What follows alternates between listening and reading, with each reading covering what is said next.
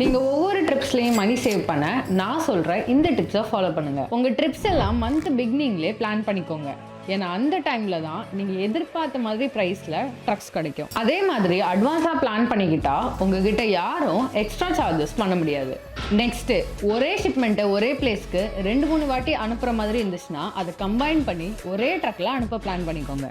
For example, இன்னைக்கு single XL ஒரு trip அனுப்புறீங்க, 2-3 நாள் கழிச்சு அதே டெஸ்டினேஷனுக்கு இன்னொரு சிங்கிள் எக்ஸல் அனுப்புறீங்க.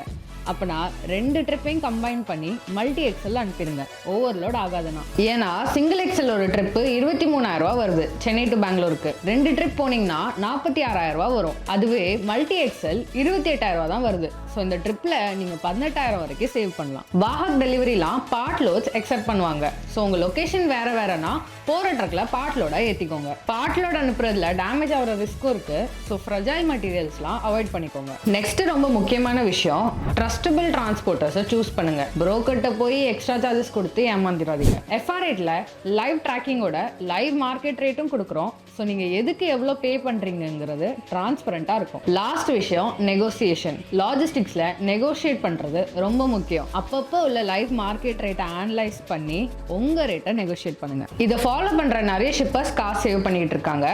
உங்கள் ஷிப்பர் ஃப்ரெண்ட்ஸ்க்கும் ஷேர் பண்ணி நீங்களும் ஃபாலோ பண்ணுங்கள்.